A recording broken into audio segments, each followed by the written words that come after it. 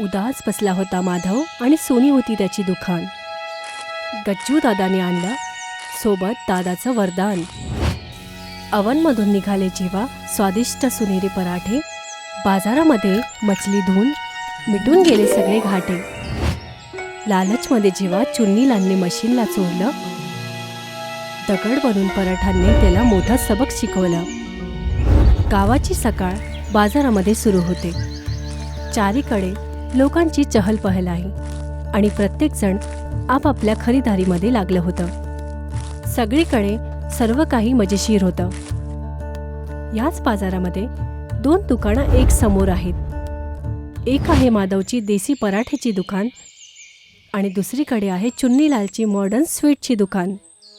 माधव आपल्या दुकानामध्ये उदास बसला होता. त्याच्या दुकानामध्ये कोणी ग्राहक नाही येत. त्याचे पराठे फक्त असेच पडले होते, जसं की ते कोणाची वाट बघत असतील. तर तिकडे दुसरीकडे चुन्नीलालच्या दुकानामध्ये खूप जास्त गर्दी होती. ग्राहक त्याची मिठाई विकत घेत होते आणि त्याची दुकानही खूप चांगली चालत होती. हे बघून चुन्नीलाल हे खुश होते आणि त्याला माधवची खाली दुकान बघूनही खूप जास्त आनंद होत होता.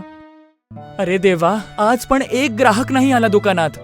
जर असंच चालत राहील तर माझं कसं चालणार दुकान? पीठ खराब होत आहे आणि बटाटे पण सडायला लागले आहेत. तेवढ्यातच अचानक बाजारचे सर्व लोक एकाच दिशेने बघत होते. त्यांच्या चेहऱ्यावरती एकसारखा भाव होता, जसं ते मनातल्या मनात विचार करत होते, परत नाही. गज्जू भाऊ परत. हा आहे गज्जू दादा, गावातले सर्वात जास्त प्रसिद्ध, म्हणजे मला म्हणायचं आहे सर्वात जुगाडू सदस्य. गज्जू दादाने कधी कोणतं काम नीट तर नाही केलं, पण प्रयत्न नक्की करतात. नमस्कार गज्जू भाऊ, आज खूप चमकत आहात. अरे भाऊ, चमकणं तर आपल्या अंगात आहे. खुश रहा, आनंदी रहा. गज्जू भाई आले. गज्जू दादा सर्वांना नमस्कार करतो. त्याला बघून असं वाटतं की सर्व गावातल्या लोकांचा सर्वात मजेदार व्यक्ती असेल. त्याच वेळेला त्याची नजर माधवच्या दुकानाकडे बघते, जिथे माधव उदास बसलेला होता. हे बघून गज्जू दादा लगेचच त्याच्या दुकानाकडे जातो. तो आतमध्ये येऊन बसतो, तर त्याचे बसताच स्टूल त्याच्या वजनाने जोरात आवाज करतो. माधव भाऊ, हा काय चेहरा बनवलेला आहे तू? सांग, काय झालं? गज्जू भाई, दुकान बंद करायचा विचार करतोय. लोक येतच नाहीयेत. चुन्नीलाल म्हणतो की माझे पराठे खूप जुने झालेले आहेत. आता मी काय करू? अरे चुन्नीलालचे गोष्टी नको ऐकत जाऊ. तो तर जळतो तुझ्याशी. तुझे पराठे तर पूर्ण जिल्ह्यात फेमस आहेत. होते गज्जू भाऊ, आता नाही आहे. मला काहीतरी वेगळं करावं लागेल, नाहीतर मी टिकूच शकणार नाही. गज्जू दादा काही वेळपर्यंत असाच शांत विचार करतो. विचार करताना थोडा वेगळ्या हरकती करतो. तर अचानक त्याला काहीतरी आठवतं. थांब, माझे आजोबा. तुला माहितीये माझे आजोबा शास्त्रज्ञ होते? हो, तेच ते पाण्यावर चालणारं बूट बनवणार होते आणि पूर्ण गाव भिजून गेलं होतं. अरे ती तर फक्त छोटीशी गोष्ट होती. त्यांनी खूप प्रकारचे मशीन्स बनवले होते. माझ्या घराच्या मागच्या शेडमध्ये खूप प्रकारचे सामान पडले आहेत. तिकडं काहीतरी भेटलं तर तुझी मदत होऊ शकते. माधवला गज्जू दादाचं बोलणं पूर्णपणे भरोसा नाही झाला, पण तरी सुद्धा त्याच्या पराठ्यांच्या विक्रीला तो एकदा तरी त्याचा उपयोग करण्याचा विचार करतो. काही वेळानंतर गज्जू दादा आणि माधव एक जुन्या शेडमध्ये जातो. शेडच्या आतमध्ये सगळीकडे धूळ जमली होती आणि कोपऱ्यामध्ये जाळे लागले होते. आतापर्यंत खोलीमध्ये खूप वेगळं वेगळं सामान पडलं होतं. कुठे चौकर पायांची सायकल आहे, तर स्प्रिंग लागलेली बॅट होती आणि अजून पण खूप सारे अशी वेगळी गोष्टी पडली होती. दोघंही जण आतमध्ये जाऊन इकडे तिकडे बघतात. ते गोष्ट बेकार आणि समजण्यापेक्षा बाहेर होतं. हे सर्व बघून माधव अजूनच चिंतेत जातो. गज्जू भाऊ, इकडे तर सगळा कचरा आहे. हे चौकोन पायाची सायकल काय कामाची? माझे आजोबा थोडे वेगळे होते भाऊ. ते अशी गोष्ट बनवायचे ज्याची गरज कोणाला नव्हती, पण ते काळजाचे खूप चांगले होते. गज्जू दादाची नजर कोपऱ्यामध्ये पडलेल्या एका गोष्टीकडे जाते. तो हळूहळू त्याच्या जवळ जातो. आतमध्ये एक वेगळंच अवन दिसतो, ज्याच्या चारीकडे एक रंगीबिरंगी बटन आणि पाईप्स लावले होते. हे बघ, हे एकदम ओव्हन सारखं दिसत आहे. आजोबा वाटतं ह्याच्यात जेवण गरम करायचे.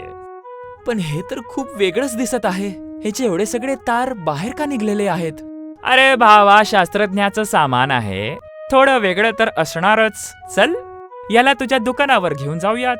कमीत कमी पराठे तर लवकर गरम होऊन जातील. गज्जू दादा आणि माधव मिळून करत्या भारी मशीनला उचलतात. काही क्षण चालताच गज्जू दादा आपल्या भारी शरीरापेक्षाही त्याला सांभाळू नाही शकला आणि थकून जातो. माधव, माझं तर झालं. आता ह्याच्या पुढे तू सांभाळ. माधव हे बघून हलकसं हसतो, जसं की त्याला आधीपासूनच माहिती असेल. आणि तो कसं तरी एकटा असून तो भारी मशीनला उचलतो आणि दोघं परत एकदा माधवच्या दुकानाकडे येऊन पोहोचतात. आता संध्याकाळ झाली होती आणि बाजारही आता खाली झाला होता. चुन्नीलाल आपल्या दुकानामध्ये बसून चहा घेत होता आणि त्यांना येताना बघत होता. माधव त्या मोठ्याशा मशीनला आपल्या टेबलच्या काउंटरवरती ठेवतो. तर मग आता लोखंडाच्या डब्यानी पराठे विकणार आहेस? माधव, वेडेपणाचा सुद्धा एक लिमिट असतो. चुन्नीलाल, तू आपलं काम कर ना. जेव्हा ही मशीन चालेल तेव्हा तू बघत राहशील. माधव ताज्या आलूचे पराठे बनवतो आणि त्यांना मशीनच्या आतमध्ये ठेवतो. आता गजू दादा मशीन चालवण्याचा प्रयत्न करतात. त्यांना समजून नाही येत की आता काय करायचं. तर ते वरती असलेलं मोठं लाल बटन दाबतात. त्याला दाबताच मशीन जोरजोरात हलवू लागली. त्याचे पाईप चमकतच नारंगी झाले, जसे की आतमध्ये काही जळत असेल. गज्जू भाऊ, ही मशीन फुटणार आहे का? बंद करा याला. अरे घाबरू नको भावा, हे फक्त माझ्या आजोबांची जादू आहे. बस बघत राहा. अचानक मशीन एक घंटी वाजवते आणि थांबते आणि परत चारीकडे शांत होते. गज्जू दादा हळूहळू मशीनचा दरवाजा उघडतो. आतमधून खूप मस्त सुगंध येतो, जसं की ताजं मक्खन आणि खूप चांगलं काही शिजत असेल. माधवही आतमध्ये बघतो. तो हळूच पराठा बाहेर काढतो. पूर्ण पराठा एक पतल्या चमकदार परतने झाकला होता. तो बघताना पूर्ण सोन्यासारखा दिसत होता, पण हात लावल्यावर गरम आणि नरम होता. हे काय आहे? गज्जू भाऊ, हे तर सोनं आहे. हा पराठा सोन्याचा झाला. काय? सोन्याचा पराठा? आजोबांनी याला फक्त जेवण गरम करायला बनवलं होतं. गज्जू दादा त्या पराठ्याचा एक छोटासा तुकडा खातो. जसंच तो खातो, त्याच्या चेहऱ्यावरचा भाव लगेचच बदलतो. त्या पराठ्याचा स्वाद त्याला काही वेगळा आणि मजेदार वाटतं. वाह, याचा स्वाद तर एकदम भारी आहे. आणि बघ, माझ्या अंगात शक्ती आलेली आहे, जसा माझा थकावट मिटून गेला आहे. माधव थोडा घाबरतो. त्याला असं वाटतं की हे शरीरासाठी ठीक नाही. तेवढ्यातच तिची ग्राहक काकी तिथे येते आणि पराठ्याचे सुगंधाने तिथे ती थांबते. बेटा माधव, हे कसला सुगंध आहे? आज काही चांगलं बनवलं आहेस का? काकू या, हा नवीन गोल्डन पराठा खाऊन तर पहा. हा आमचा माधवचा नवीन पदार्थ आहे. काकी त्या सुंदर पराठेचा एक तुकडा घेतो आणि ती आपले डोळे बंद करते. अचानक ती सरळ उभी राहते. आधीपासून अशक्तपणे ताकदीने भरलेली वाटते. अरे वा, हे काय जादू आहे! माझ्या घुटण्यांचं दुखणं आता गायब झालं आहे आणि हा पराठा तर खूप जास्त मुलायम आहे, एकदम मक्खन सारखं.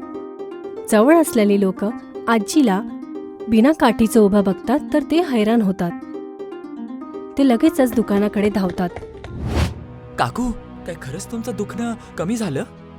हा बाळा, मला तर खूप चांगलं वाटतंय.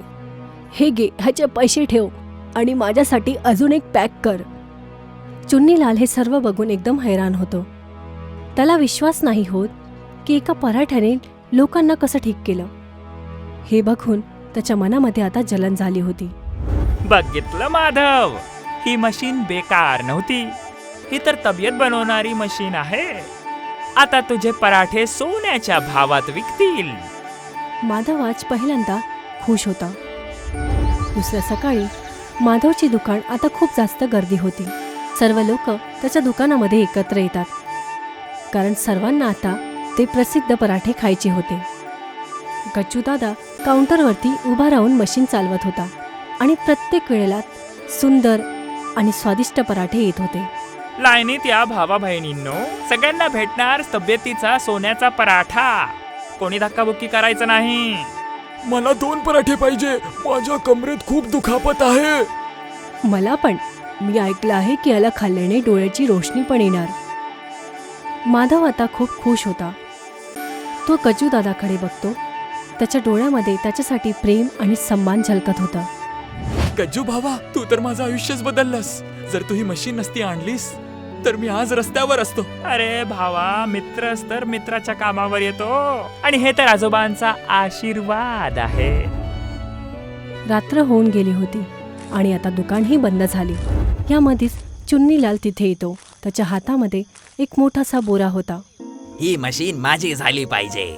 माधव सारखा सरळ माणूस याचं काय करणार आहे? मी याला घेऊन शहरात जाणार आणि ह्याच्याने लाखात पैसे कमवणार. तो लोह्याच्या छडीने त्या दुकानाचा ताला तोडतो आणि मग ती मशीन चोरतो. चुन्नीलाल अवनला आपल्या दुकानात आणतो आणि तो एक कच्चा पराठा मशीनच्या आतमध्ये टाकतो.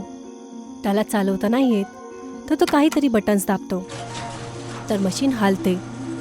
ह्यावेळेला पाईप नारंगी नाही तर काळे होतात. मशीनमधून धुवा बाहेर येतो. चुन्नीलाल थोड्या वेळसाठी घाबरतो, पण नंतरही मशीन तो नाही बंद करत. चल लवकर कर, मला खूप जास्त सोनं पाहिजे. अजून जोरात चाल. यासोबतच मशीन थांबते. त्याचं झाकण स्वतःहूनच उघडतं. आतमधून पराठा उडून कर लगेचच चुन्नीलालच्या चेहऱ्यावरती लागतो. चुन्नीलालला लागतं आणि तो उठतो. तर त्याला लक्ष देऊन बघतो तर तो पराठा दगडासारखा एकदम सक्त होता. हे काय झालं? माझं सोनं कुठे आहे?